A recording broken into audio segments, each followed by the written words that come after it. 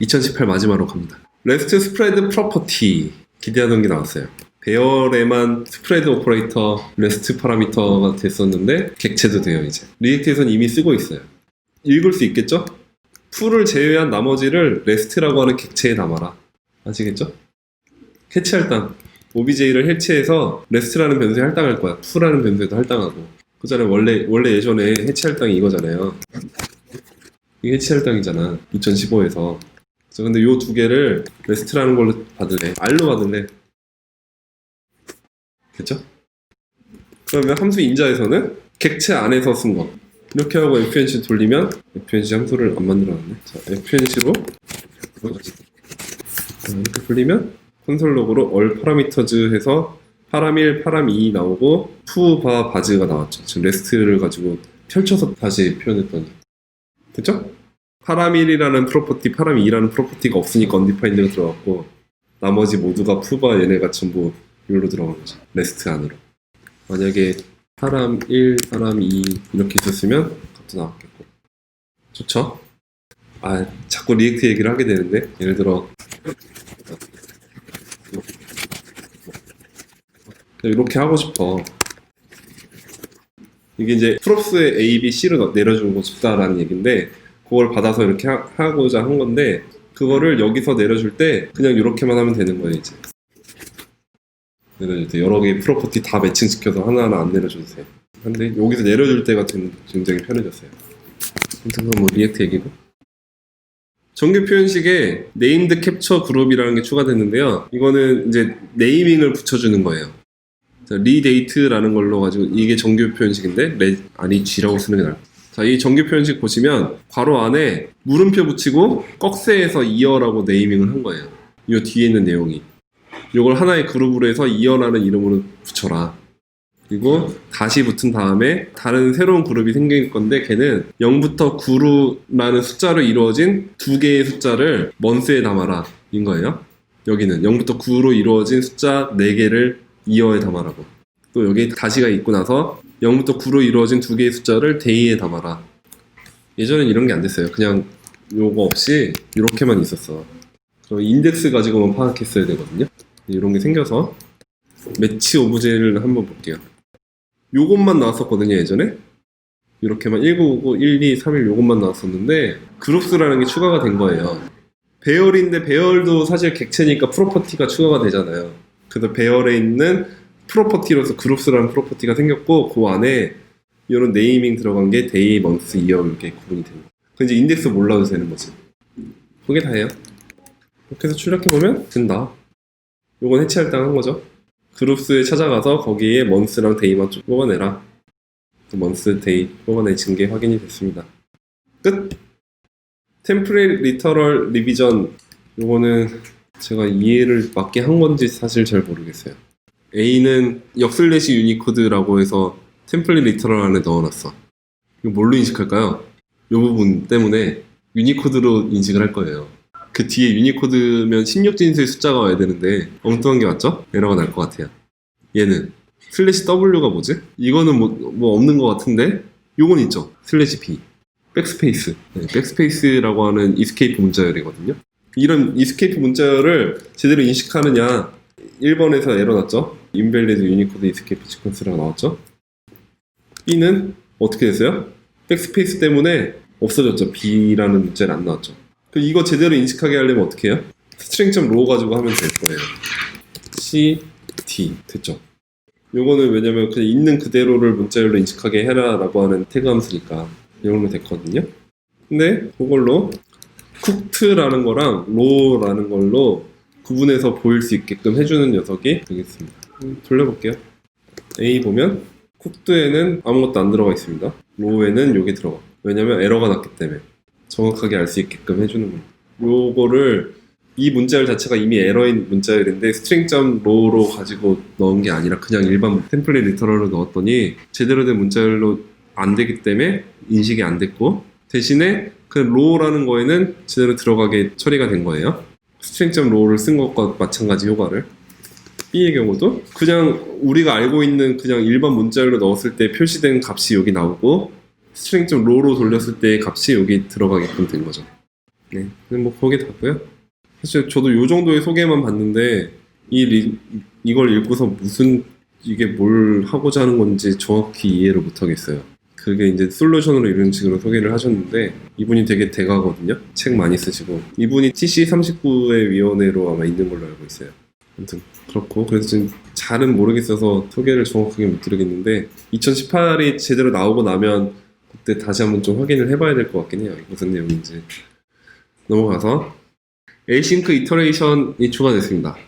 이거는 지금 돌아가진 않을 건데 read lines from file 이라고 하면 무슨 느낌인지 아시겠죠? 파일에서부터 한 줄씩 읽어라 라는 함수예요. 파일 네임 적어놓고 브라우저 환경에서 하니까 파일을 로딩하고 이럴 일이 없잖아요. 근데 뭐 일반적인 뭐 파이썬이나 뭐 외부 환경에서 돌아가는 프로그래밍 언어들은 파일 업로드 해가지고 그거 바로 뭐 이렇게 파싱하고 이런 것들 많거든요. 노드.js에서도 그런 내용이 좀 많이 있어요. 이런 것들은 비동기로 일어날 수밖에 없죠. 그 비동기로 일어났으니까 요 파일을 읽어온 걸 바탕으로 한 줄씩 한 줄씩 해서 출력하고 싶지만 안 됐었거든요. 안 됐던 건데 이제 async await가 2017에 추가가 됐으니 그거를 이터레이트 하는 거 안에도 넣어보자 라고 해서 for await라는 게 생긴 거예요. for await를 하면은 안에 있는 내용이 얘가 비동기로 처리가 이루어지니 이 비동기 처리가 완료되고 나면 그 다음에 for op로 한 줄 한 줄 돌려서 출력할 수 있게 됐습니다.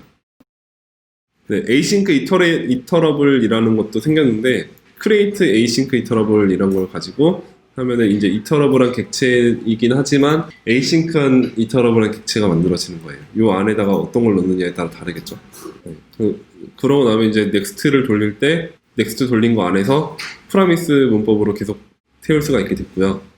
또 혹은 await를 쓰게 되면 await next를 가지고 돌릴 수 있게 됩니다. 그러니까 이터레이터인데 next 함수 호출할 때 next가 언제 호출될지 이게 이 응답이 언제 올지에 대한 거를 비동기적으로 처리할 수 있게 됐어요. 그래서 앞에 await를 써주면 되게 됐고요. 제너레이터 역시 async 제너레이터를 만들 수 있습니다. 그래서 일들을 할 때 await에서 일들을 할 수가 있게 됐어요. 그냥 그런 것들입니다. 다 그러니까 비동기 처리가 필요한 모든 구간에 async await를 가지고 할 수 있게 돼서 뎁스가 줄어들고 하나의 스코프 안에서 다 처리할 수 있고 이런 장점들이 생기게 된 거죠. 느낌 아실 거라 생각하고 넘어갑니다. 마지막 파이널리 해볼게요. 프라미스에 추가된 파이널리라는 메소드는 then을 탔건 캐치를 탔건 상관없이 그냥 무조건 실행되는 녀석. 예전에 없었어요. 이전에는 사실 then 태우면 그냥 되긴 해요. 근데 얘는 여기서 넘어온 값을 가지고 출력하는 거였는데 then을 타면은 여기서 리절트 더하기 하이가 나온 게 여기서 또 출력이 될 건데 만약 여기서 리졸브가 아니라 리젝트를 하면은 캐치를 타게 될 테니까 여기서 리턴 에러가 나온 거에서 에러가 출력이 될 거예요. 둘 다 해봅시다. 리젝트를 먼저 해볼게요. 그쵸? 여기서 에러가 떨어졌죠? 여기 또 리졸브로 하면 여기서 헬로 하이가 반환된 게 여기서 헬로 하이가 출력이 됐죠. 사실 then 태우면 되는데 그거랑 별개로 파이널리라는 녀석이 추가됐는데 얘는 인자를 뭘 받질 않아요. 그래서 출력해보면 리졸브로 해서 헬로 하이가 넘어왔을 텐데 언디파인드가 출력됐고요. 리젝트로 해서 에러가 한번 난 다음에 에러가 반환이 돼서 여기에 에러가 들어오지 않을까 하는데 안 나와. 언디파인드가 나옵니다. then을 타건 캐치를 타건 무조건 실행되고 위의 값이랑 별개로 그냥 혼자서 동작하는 녀석이에요. 그러면 파이널리니까 느낌이 마지막 최종 종착지인 것 같잖아. 그럼 여기서 리턴해주는 건 의미가 없나? 라는 생각이 들 것 같은데 파이널이 출력이 됐는데 리졸브드에는 에러가 됐고 리턴한 거에 대한 거는 건너뛰었네. 이 상태에서 then을 한번 태워볼까? 파이널리 다음엔 then을 안 탈까? 프라미스는 파이널리에서 끝나나? 그렇진 않고 위에서 넘어온 에러가 그대로 여기서 출력이 되죠. 그러니까 얘는 이 표현과는 조금 느낌이 다르게 앞에서 then이 왔던 캐치가 왔던 그냥 무조건 실행하는 거일 뿐이지 프라미스의 끝을 의미하는 게 아니에요. 여기서 반환한 거는 어떠한 영향도 주지 않아서 그 다음 단계에서 그죠? 그러니까 중간에 끼어들어서 뭔가 별도의 처리를 하고 싶을 때 하는 쓸 수 있는 녀석인 거죠. 그 단어가 좀 별로 좋지 않은 것 같은데 이 단어는 뭐 때문에 이걸 썼냐면 트라이 캐치 구문에서 또 파이널리가 있거든요. 얘랑 똑같은 맥락인 거예요. 얘가 만약에 이 트라이 안에 있는 내용을 시도하다가 중간에 에러가 있으면 바로 캐치 구문으로 뛰어넘는데 그렇지 않았을 경우 그냥 파이널리로 또 실행을 할 거고 캐치 구문으로 가서 에러를 발생을 했더라도 파이널리는 실행되는 거거든요. 그런 개념입니다. 그런 걸로 매칭시켜서 파이널리라는 게 추가됐고요. 끝! 그 밖에도 TC39 프로포절에서 내용을 한번 보면요. 그냥 쭉 다 봅시다. 우리 2016부터 추가된 내용들 다 봅시다. 아까 좀 전부터 봤던 거. 인클루즈, 배열에 있는 인클루즈 봤죠? 이스포넨셜 오퍼레이터 뭐였죠? 별별 2에 10 쓰는 거 할 때 2 별별 10 한 거. 오브젝트 밸류즈 엔트리즈 추가됐다. 스트링 패딩 봤죠? 겟온 프로퍼티 디스크립터즈 아까 오브젝트 어사인 할 때 복제 못 해주는 숨겨진 프로퍼티 게터 세터 이런 것도 복사가 되더라. 트레일링 콤마즈 맨 뒤에 콤마 찍는 거 그게 어디서 되더라? 매개 변수랑 함수 실행하는 영역에서도 된다. 펑션 파라미터 리스트랑 콜 할 때도 되더라. 되게 됐다. 에이싱크 어웨이트 이게 아마 거의 가장 기억을 많이 해야 될 녀석일 것 같고 거기에 추가된 게 쉐어드 메모리 앤 어토믹스라는 게 있는데 이건 저 봐도 모르겠어요.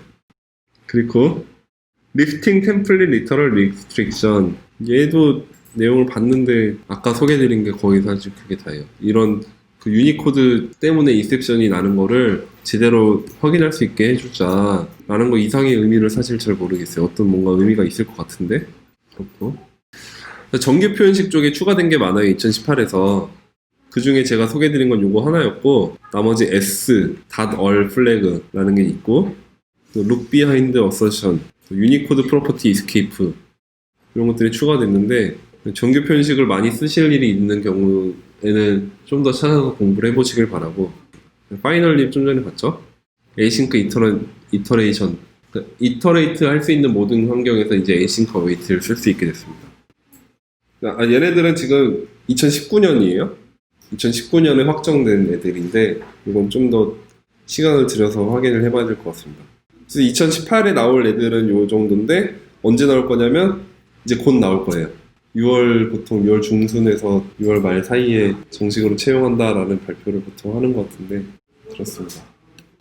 이거를 마지막으로 잠깐 살펴보고 마칠게요. 프로포절 내용만 한번 볼게요. 보시면 스테이지별로 이 사이트에 잘 정리를 해놨어요. 스테이지 3단계에 이런 애들이 있다. 2단계에 이게 있고 1단계에 이런 게 있다라는 게 소개가 되고 있는데 이 중에서도 뭐 기대하는 것들이 또 있고 그래요. 사람들마다. 데코레이터 같은 경우 저는 많이 기대를 하고 있어요. 뭐 실무에서 쓰면서 이미 쓰고 있는 것들도 있을 거거든요. 바벨에서 이미 제공하는 기능들도 있고 해가지고 빅인트 아까 말씀드린 거 지금 3로 올라왔습니다. 근데 이런 것들이 사실 지금 우리가 에버그린 브라우저라고 하죠. 계속 자동 업데이트를 해서 최신 버전을 계속 유지시켜주는 브라우저들 크롬이랑 파이어폭스, 사파리 이런 애들은 에버그린한 애들은 이런 애들까지 계속 기능이 계속 추가가 되고 있어요. 그러니까 ES 그 에크마스크립트의 표준화 작업과는 별개로 브라우저에서 어디까지 서포트를 하는지는 브라우저마다 다르거든요. 근데 여러분이 일하는 환경이 지금 ES 2015가 돌아가느냐 2016, 2017에 어떤 기능이 구현됐느냐 요거에 따라서 내가 써먹을 수 있는 메소드가 계속 달라질 거예요. 제가 방금 전에 그걸 썼었잖아요. 에이싱크 어웨이트 같은 거 썼잖아요. 여기 파이널리 같은 거 써봤죠. 파이널리가 표준 문서에서는 2018에 추가되는 거잖아요. 아직 표준화가 되지 않은 거잖아. 근데 브라우저는 이미 되고 있다는 거죠. 크롬에서는. 그런 것들이 되게 많아요.